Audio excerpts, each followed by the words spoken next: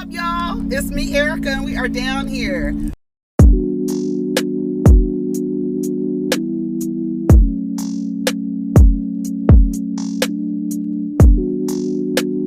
Peace, y'all. Take care of each other. Protect your energy.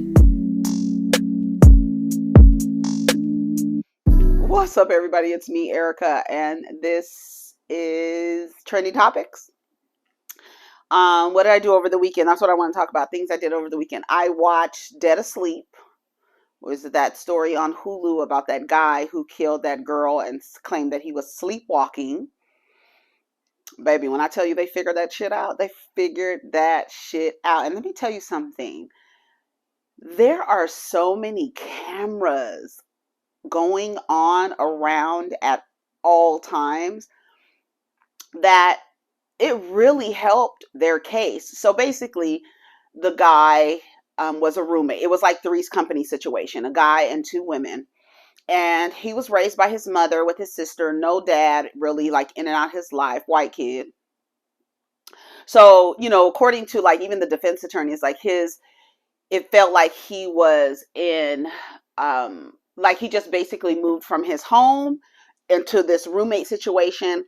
And it was mimicking like his home life situation because he just lived with his mom and his sister. And now he's living with these two girls that he's known since he was 15 years old. They're sisters, and he's known them since they were 15, and they've always been friends, nothing else. Because when a guy kills a woman, right, and this is your roommate, they're going to assume, and that's what I thought, maybe he liked her, maybe he secretly liked her and never said anything, and figured that the way that I can get close to her is by being friends with her and then being roommates, but I'll never tell her that I have feelings for her. I'll just hold these feelings for her. The night before he killed her, they were drinking all day. They had been drinking all day. Her sister had moved already, or was about to move, and she was about to move too. And I don't know if he felt like, these women are leaving me, I'm upset, because one of the girls the one that he killed, was going to live with her boyfriend.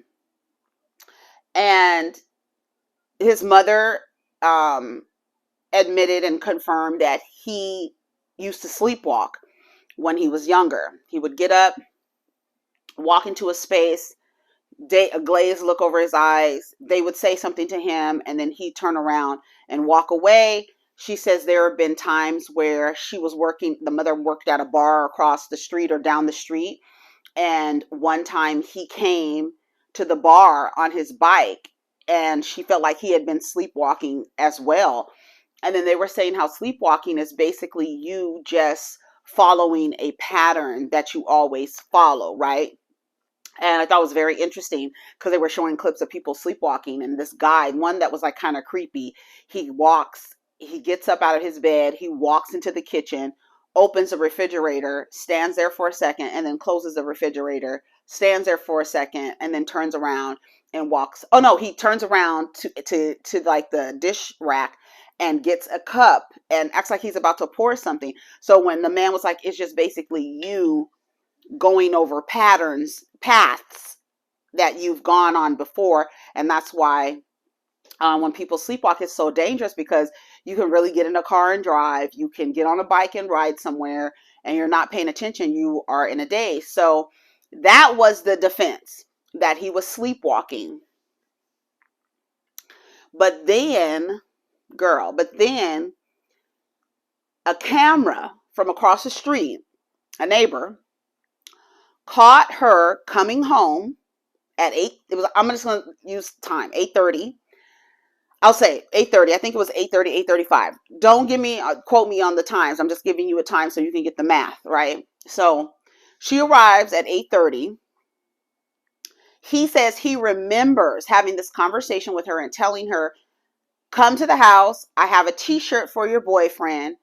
Before you go out of town, come by and get the t-shirt. I might be asleep, so just letting you know. When she gets there, he tells her where the t-shirt is. She gets the t-shirt, and in that time frame, from the time she came, you could see her walk in the house, he kills her. You could see another man walking by the property at the time, he also said he heard screaming, right? So the way they calculated it was basically saying by the time she arrived to the time he left, right? So he kills her. He gets in his car, calls 911, goes to a park and says he killed his friend and that he's like, I did it.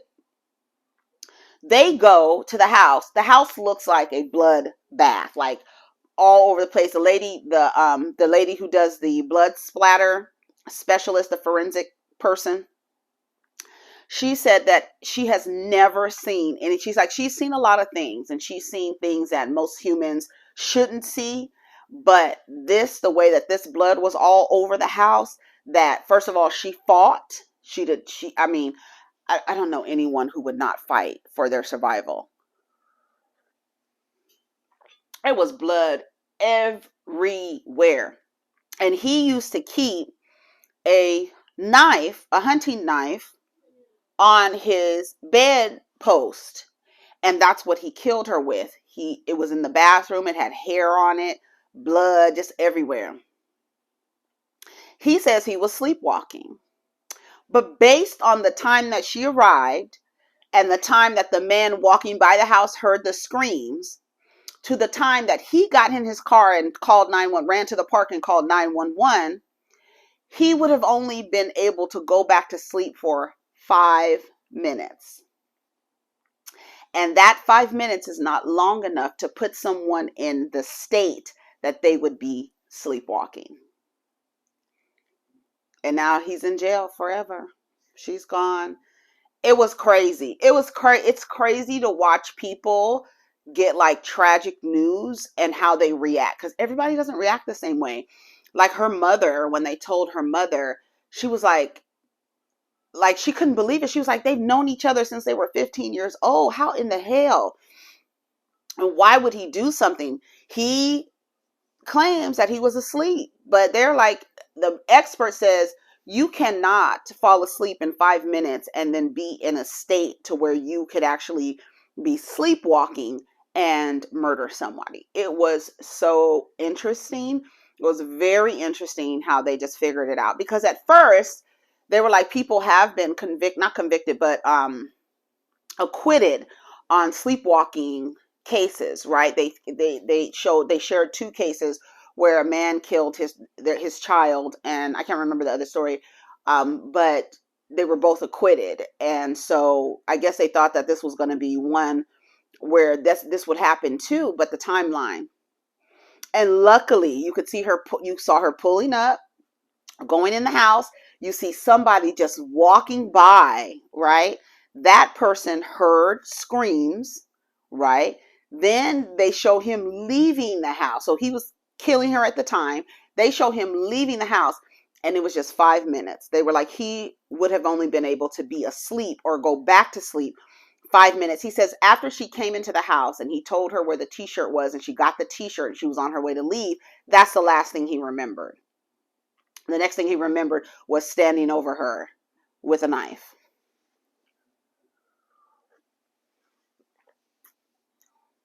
25 stab wounds. They were like that, the way that she, like, it's personal, like stabbing somebody. We were talking about that the other day.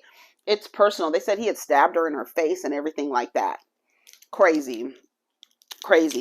But also over the weekend, I was online, talking about different things online, and I saw this. I was so annoyed. I saw this post. I think it was, I don't know. Oh, the Jasmine brand. And it was a post of Tamar saying, "May this be the last Christmas without the love of my life." And I don't know why it annoys me so much. I do not know why it annoys me so much for women to act like that. I don't know why it annoys me so much. And I posted, I said, you're the love of your life. You are the love of your life. And I can't imagine spending my time on this earth looking for the love that is already right here. Girl, you're traipsing around. You was with, what's his name? The nigga whose tongue can't stay in his mouth. Vincent. You you fuck around with Vincent. He does you dirty. This next guy, the African dude, David, he ain't shit. So how many times you gonna try to find the love of your life until you realize, bitch, it's me this whole fucking time. It's been you this whole time. It's so annoying to me. And I know that people want to find love and all this other stuff and all of this stuff. But it's like, why are you, oh, next Christmas, I'm going to be with the love of my life. Girl, it's you. What the fuck? It just bothered me because I'm like, girl, I don't know why that bothers me. Like I said on the last video, I'm going to talk to my therapist about it because it really, really bothers me. And when I say like in my mid 30s, early 30s, I used to get so annoyed with like relationships with women, like having relationships with women, like friendships with women. And it's like, all y'all want to talk about is niggas. That's all y'all want to talk about. And it's like, there's nothing else to talk about. There's always, I need to find the love of my life. It's just like, I don't know. It's annoying to me. It really is. I find it annoying. And just for the fact that Tamar was like, next Christmas, I'm going to find the love of my life. Girl, what? I don't like it. I don't like it. I don't like it. Oh, and then I watched the full interview with Tiffany Haddish and Jason Lee. It was pretty good. It was a pretty good interview. It was pretty good. But the part with Common was what they showed everybody. So the clip that you saw, I don't think it was nothing. It wasn't more of anything that she said. And so it was a pretty good interview with her and Jason. And I would like for, I don't know. I would like to know why she entered a relationship with a man with his history. I would really like to know, like, was it for fun? What was the objective when you and Common partnered with each other? Because I want to know psychologically, I want to know why people believe that in a relationship with someone who has a past and their past is a pattern, right? What in you made you want to partner with someone who in the past they have done the same thing over and over again, multiple times, not just once or twice, but like 4 or 5 times we've seen Common and how his relationships end up. Now, we're not saying the goal for every relationship is marriage, but we are saying that there are so many women in this world who have assimilated to the idea that they should be in relationship with someone they plan to marry. There are very few women who believe that, yeah, I can have a healthy relationship with someone and not have to go into a marriage, or marriage is not the goal, right? Like Nicole and Anthony from Real Housewives of Miami. Marriage is not the goal. She will do it. She'll get married, but it's not a goal for her.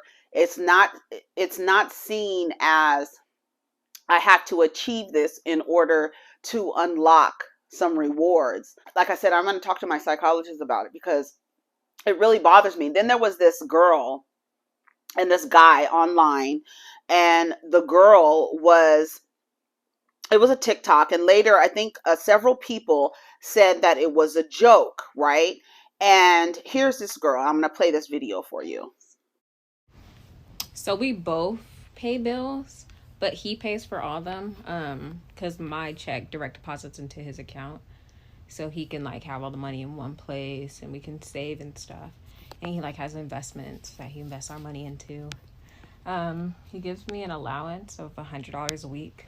Like if I need more, I can ask for more, but normally it's just like $100 a week for like food and like random stuff I want to buy. Um, yeah, that's pretty much it. We both pay for stuff, but he handles all the money as the man should. He handles all the money as the man should, and her money goes into, she filled out paperwork and put another nigga routing number and checking account number for her direct deposits to go into his account, and he handles all the money because he's making investments and saving their money.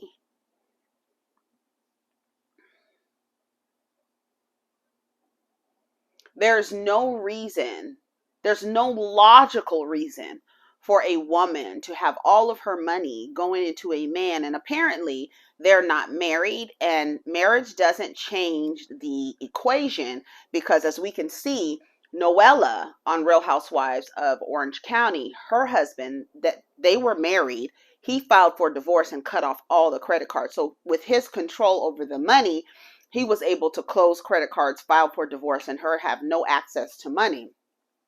There's no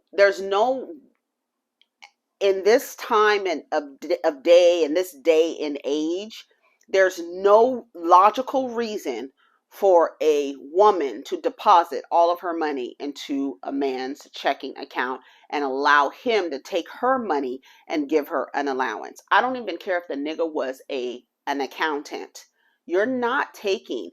So my thing is, the logical and the smarter way, if he's as a man taking care of the finances, then he would have told you, what we're going to do is you keep your account, I'm going to keep my account, and we're going to have a joint account that is for our household expenses. This is our business account for our marriage. And you are going to direct deposit into that account, as I will direct deposit into that account a portion of my paycheck, so that we can fulfill the house expenses, whatever that looks like for you. But there's no reason on this earth that any woman should be depositing all of her money into a man's account for him to turn around and give her $100 a week and then say he takes care of the money as a man should. What book have you read that tells you that a man, because he is a man, should take care of the finances in the home? Where did you get that idea from? And why have you adopted that idea and applied it into your life? And why do you see it as beneficial for you or as serving you in the long run? I'm interested in knowing, like, what made you. A lot of people said that it's a joke and she's just joking, but you can kind of look at his face, and everybody's like, he's looking at her like, you a dumb bitch. I got all this. Look at his face. You got me putting money into your account.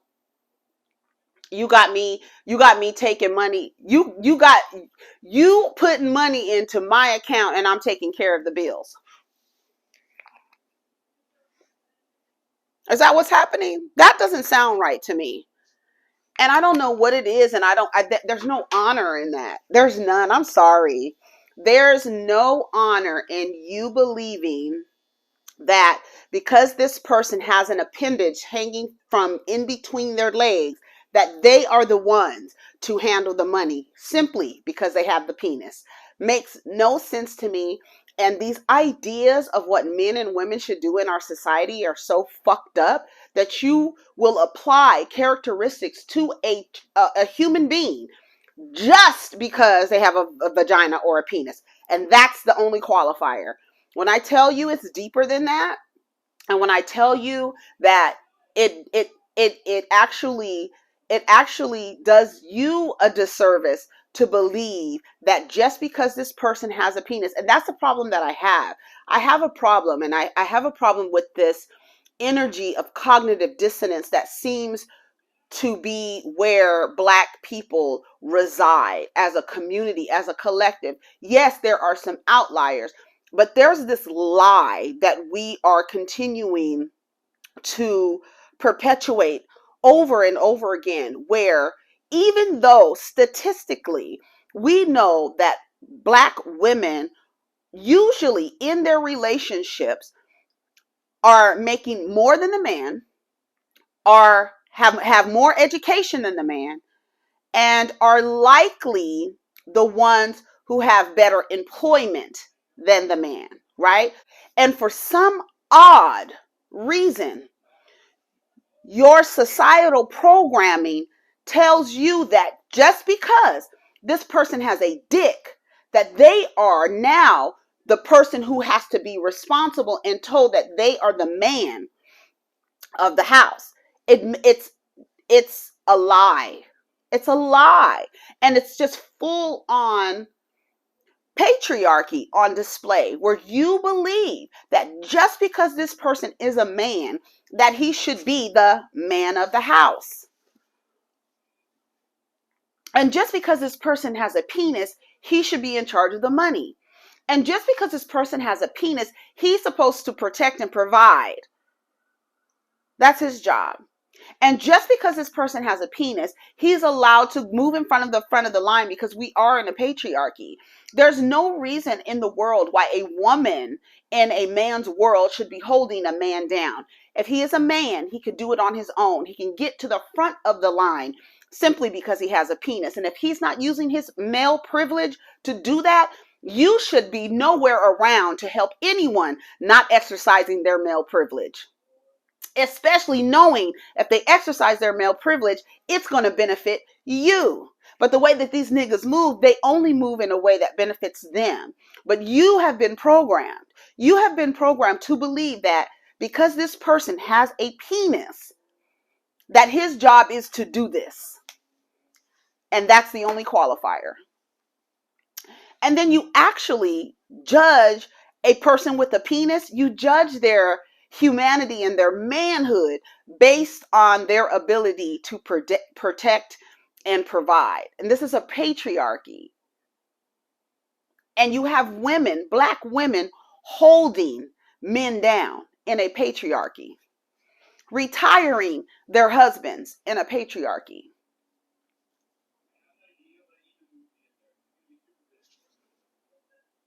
Nobody else thinks that that's fucking crazy? Am I the only one? I be sitting here like, girl, this is fucking crazy.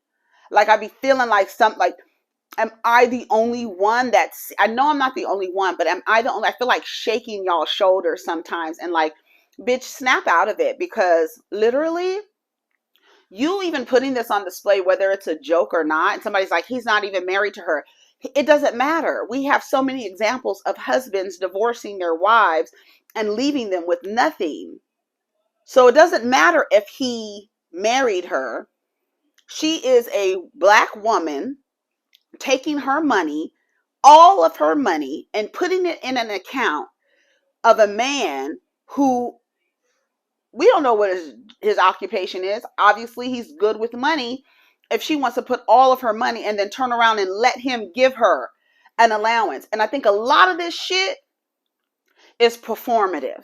Like, a lot of these households are performative.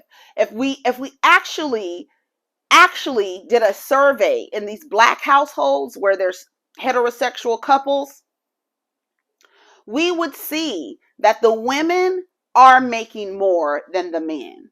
There's a very low percentage of Black couples where the woman is solely dependent, meaning she does not work, and the man is the sole provider. It's a very small percentage. I think it's like 20 something percent out of the people who are actually married. Now, all out of the Black people who are actually married, it's already a low number. But then when you get to the breadwinners of those relationships, that number is high. Women are the breadwinners. But we play this game to where we placate to the people with penises to make them feel like men. There's no way in a patriarchy, in a man's world, should your behavior make a man feel or not feel like a man. His behavior and his life's journey should not be dependent on how you behave. His expression of manhood should be independent of your womanhood. It should be independent of how you are in relationship. He should be a man without having or needing a woman by his side. This idea is she makes me feel like a man. How can a woman make you feel like a man? She's not a man. How the fuck can she make you feel like one? How? This is your world, nigga. This is your world. Why is your identity so tethered to a woman that you can't operate in a relationship unless she makes you feel like a man? To the point where she's allowing you to say that you're the breadwinner. She's allowing you to say you're the head of household, knowing good and goddamn well you're not.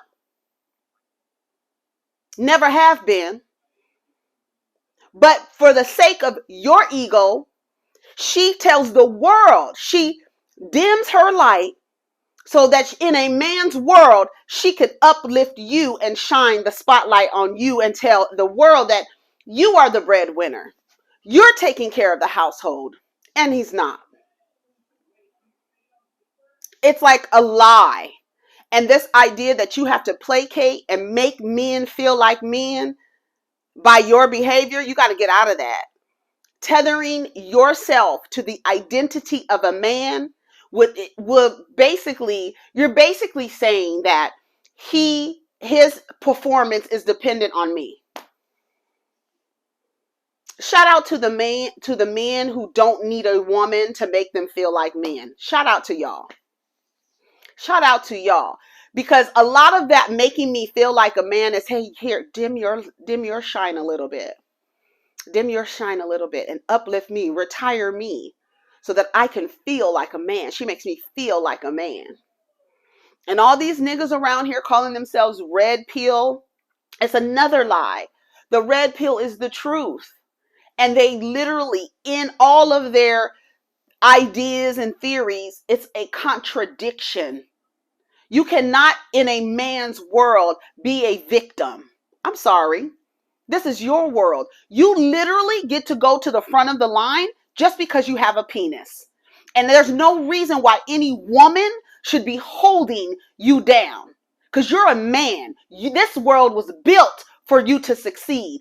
And if you can't do it and you're always the victim and the perpetrator of all the ills that you have going on in your life is a woman, are you really a fucking man? If your identity is so tethered to women and pushing women down and dimming their light in order for you to feel like a man in a man's world. How does that work? Logically, right? And y'all are, because you have penises, are deemed the most logical, right? Because we attribute logic to masculinity, and in that believe that only men embody or are able to perform masculinity. And so that label has been placed on men. That you're the most logical of the creature. You're the superior gender. But every single time we hear y'all complaining, it's about the inferior gender. How the fuck can you not control the inferior gender? You're the man. This is your world. And you need a woman to hold you down? You need a woman to make you feel like a man? What does that say about you? If your identity of manhood is dependent on a woman's existence. This is your world. You created this world. But you're also the perpetual victim. And if black men don't realize, constantly putting yourself in the victim box, you've been victimized this whole time, you render yourself useless as the perpetual victim. What is your purpose if you're always being victimized? What is your purpose here if you can't rise above it and some woman is always victimizing you? The inferior gender. Girl, again, y'all not red pills, y'all blue pill ass niggas stuck in a fucking hamster wheel, agreeing with each other, nodding and hating women at the same time. You hate women for what? This is your world. You cannot exceed in this world without pushing a woman down? Girl, really?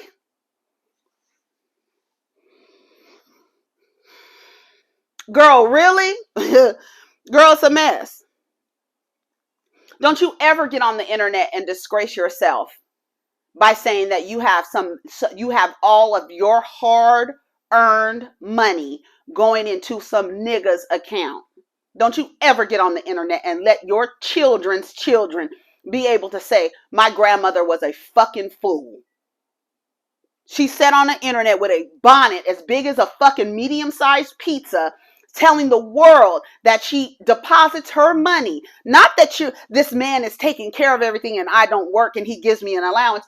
No, you're telling the world you work. So it's a 50-50 situation.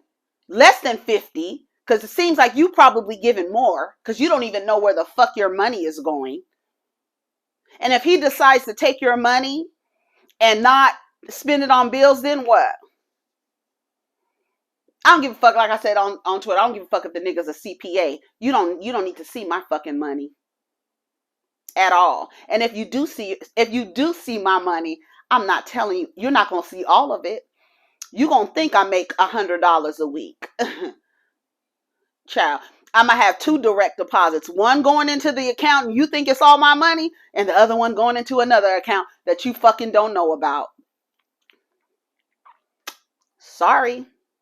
There's no way that I will put all my eggs in one basket for a fickle ass man. Y'all, like, and that's the thing, that's a fantasy. Y'all living in this fantasy, believing that next Christmas you're going to have the love of your life. And this man it's just like all of this stuff. It bothers me so much. It bothers me so fucking much. And then these men, like literally, black men will attempt to find a flaw in your statements.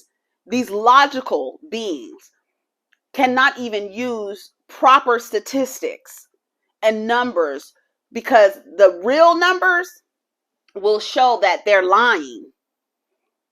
It's not true. It's a lie. And the idea of the red pill is that you are now exiting the illusion of this shit and you could see the truth. And these niggas are stuck in the illusion of white supremacy. So they do everything they need to do to emulate the illusion of white supremacy, even in how they relate to women. And that's what they're doing. All they're doing is upholding matrix structures. They're not taking a red pill because they're not telling the truth. Their version of the truth and their version of the truth is distorted in order to make them feel better about their current situation. So it is a blue pill. You are stuck in a matrix, in a hamster wheel, and you guys are in rooms agreeing with each other, just lying over and over again, agreeing to a lie, and then telling everybody that this is what it is.